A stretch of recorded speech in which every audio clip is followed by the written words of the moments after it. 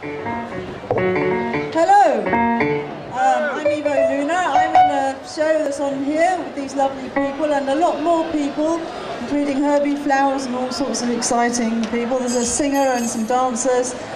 It's Alice's World. It's inspired by Alice in Wonderland, suitable for all the family, anyone who's interested. Some little thingy bobs here.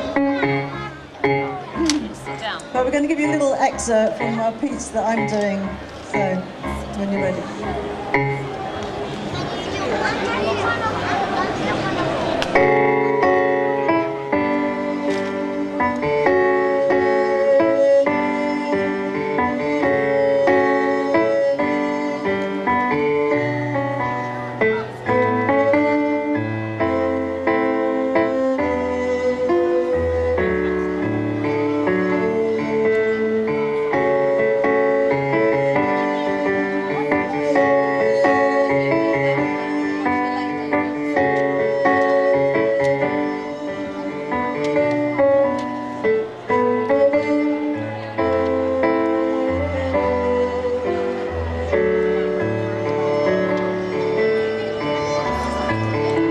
The sun was shining on the sea, shining with all his might.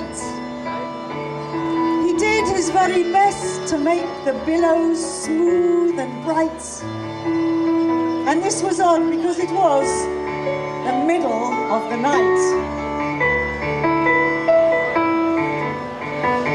The moon was shining sulkily because she felt the sun had got no business to be there after the day was done. It's very rude of him, she said, to come and spoil the fun.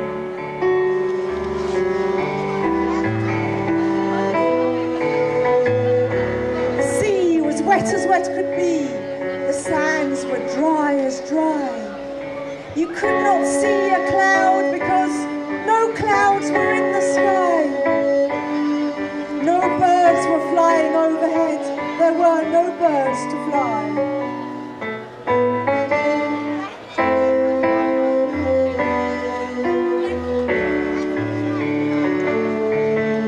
The walrus and the carpenter were walking close at hand. They wept like anything to see such quantities of sand. If this were only cleared away, they said, it would be grand.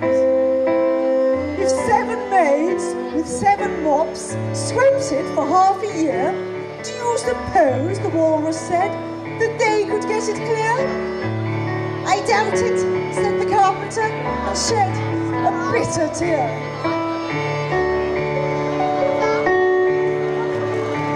Oh, oysters. Come and walk with us, the walrus did beseech. A pleasant walk, a pleasant talk, along the briny beach. We cannot do with more than 4 to give a hand to each. The eldest oyster looked at them, but never a word he said. The eldest oyster winked his eye and shook his heavy head, meaning to say he did not choose to leave the oyster bed. But 4 young oysters hurried up, all eager for the treat. Their coats were brushed, their faces washed, their shoes were clean and neat. And this was odd because, you know, they hadn't any feet. 4 other oysters followed them, and yet another 4. And thick and fast they came at last, and more and more and more, all hopping through the frothing waves and scrambling to the shore. The walrus and the carpenter walked on a mile or so, and then they rested on a rock conveniently low, and all the little oysters stood and waited in a row. The time has come, the walrus said, to talk of many things, of shoes and ships and sealing wax and cabbages and games, and why the sea is boiling hot, and why the pigs have wings. Oh, but wait a bit, the oysters cried, before we have our chat, because some of us are out of breath and all of us are fat. No hurry, said the carpenter. They thanked him much for that.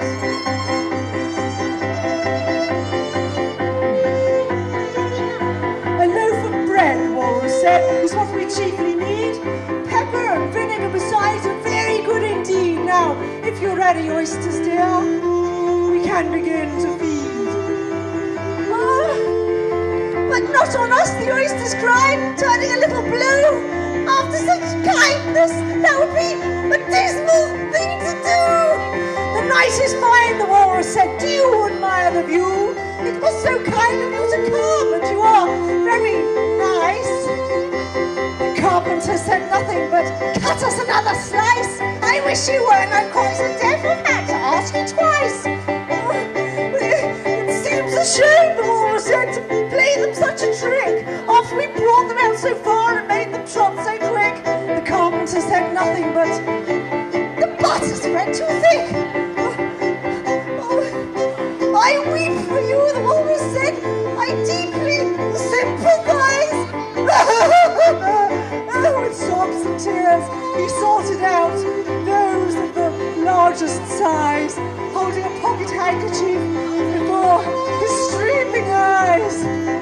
Oh, I'm so sorry.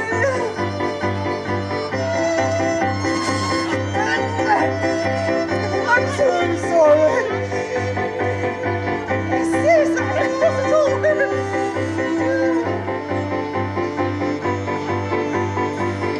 Oh, oysters, said the carpenter, you've had a pleasant run.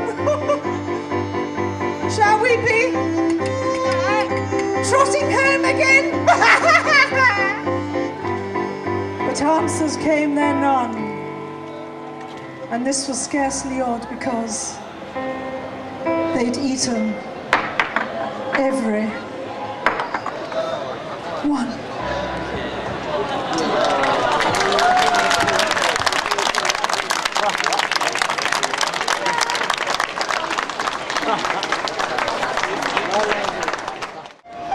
Okay, I sent a message to the fish. I told them, this is what I wish. The little fishes of the sea, they sent an answer back to me. The little fish's answer was, we cannot do it, sir, because... I sent to them again to say, it will be better to obey. The fishes answered with a grin, why, what a temper you are in. I told them once, I told them twice, they would not listen to advice. I took a kettle, large and new, fit for the deed I had to do. My heart went hop. My heart went thump. I filled the kettle at the pump. Then someone came to me and said, the little fishes are in bed. I said to him, I said it plain, then you must wake them up again. I said it very loud and clear. I went and shouted in his ear. Ooh, but he was very stiff and proud. He said, you needn't shout so loud. And he was very proud and stiff. He said, I'd go and wake them if... I took a corkscrew from the shelf and went to wake them up myself. But when I found the door was locked, I pulled and pushed, I kicked and knocked. And when I found the door was shut, I tried to turn the handle.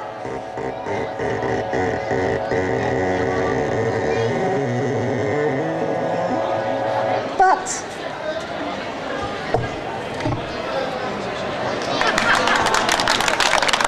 so yes, we have our little show tomorrow at 3 o'clock and 4 and 5 o'clock.